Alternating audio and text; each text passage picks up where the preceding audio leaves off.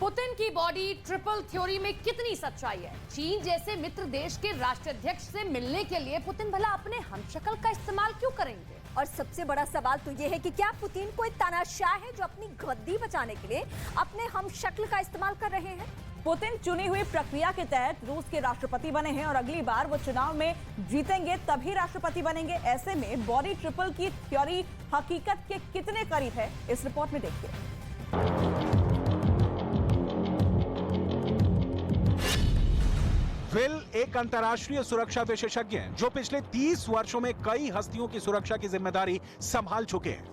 Will को real life James bond भी कहा जाता है और विल ही वो शख्स हैं जिनका दावा है कि पुतिन ने प्लास्टिक सर्जरी करवाकर अपने 3 हम शक्ल तैयार कर लिए हैं।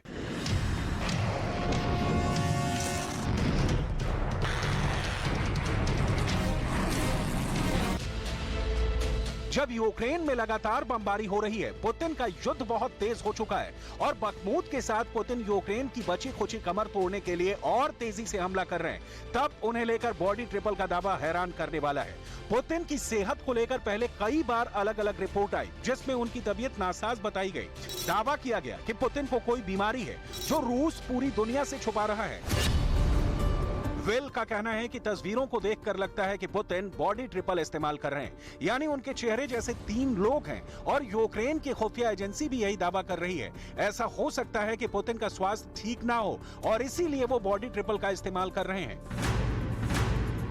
पुतिन की उम्र अभी 70 वर्ष है और दावे किसी भी तरह के किए गए हों, वो हमेशा फिट नजर आए हैं। लेकिन जब से पुतिन की 3 तस्वीर वायरल हुई है, पूरा पश्चिमी मीडिया पुतिन और उनकी तबीयत को लेकर गहराई से तहकीकात कर रहा है। पुतिन को लेकर जो भी आशंकाएं जताई जाती रही हैं, वो तब मजबूत हो जाती हैं जब पुतिन कुछ खास करते हैं। मारियोपोल में जब पुतिन गए तो वो एक कार में सवार थे और मारियोपोल की सड़कों का जायजा भी ले रहे थे। ये पुतिन के लिहाज से बहुत खतरे वाला काम था, लेकिन पुतिन अक्सर अपने विरोधियों को चौंकाते रहे। लेकिन पुतिन के बाद अब उनके भरोसेमंद चेचन कमांडर रमजान कादिरोव ने एक बात कहकर अपने दुश्मनों के होश उड़ा दिए। कादिरोव पुतिन के साथ युद्ध का एक ऐसा कैरेक्टर है जिससे ज़ेलेंस्की बहुत घबराते हैं। मारियोपोल में रूस को जीत दिलाने वाले कादिरोव ने कहा कि उनकी तबीयत खराब नहीं है, ना ही उसे कोई बीमारी है, बस उसका चेहरा कुछ सूजा हुआ है। इसलिए उनके चेहरे को गौर से देखिए, कादिरोव का चेहरा वाकई सूजा हुआ है। अब इसकी वजह क्या है? कादिरोव जो पुतिन का बहुत ही खतरनाक कमांडर माना जाता है और हमेशा पुतिन के लिए जान देने की बात करता है, वो पहले तो कई दिन गायब रहता है और फिर अचानक वो मॉस्को में पुतिन से मिलते हुए नजर आता है। कादिरोव ने कहा कि कभी उसे किडनी की बीमारी बताई गई, कभी लीवर फेल बता दिया गया, कभी उसे कैंसर की भी अफवाह उड़ाई गई। इस वजह से उसने अपना मेडिकल टेस्ट भी कराया क्योंकि उसे भी शक होने लगा था कि वो बीमार है, लेकिन उसके सभी टेस्ट की रिपोर्ट सही आई है और वो तंदुरुस्त है। बस उसका चेहरा सूजा हुआ है और इसका किसी भी बीमारी से कोई लेना देना नहीं है। कादिरोव ने ये बात ऐसे वक्त बताई है जब पुतिन की फौज ने बखमूत को करीब करीब कब्जे में ले लिया है। हालांकि कुछ इलाके में ज़ेलेंस्की अब भी लगातार लड़ने की कोशिश कर रहे हैं, लेकिन इस शहर में एक इंच आगे बढ़ने के लिए पुतिन ने बहुत बड़ी कुर्बानी दी है। बहुत खून खराबा हुआ है, वैगनर को भी मुंह की खानी पड़ी है। यही वजह है कि कादिरोव को एक बड़ी जिम्मेदारी देने के लिए पुतिन ने उसे मॉस्को बुलाया और एक सीक्रेट मीटिंग की। इसके लिए कादिरोव बिना किसी को बताए मॉस्को गया और वहां पुतिन से एक खुफिया मीटिंग में उसने युद्ध के बारे में कुछ खतरनाक टिप्स भी दिए। В зоне СВО успешно несут службу бойцы Чеченской Республики. Мы выполняем все ваши приказы и нацелены действовать до победного конца. Жители региона полностью поддерживают проведение СВО и считают необходимым достижение ее цели и задач.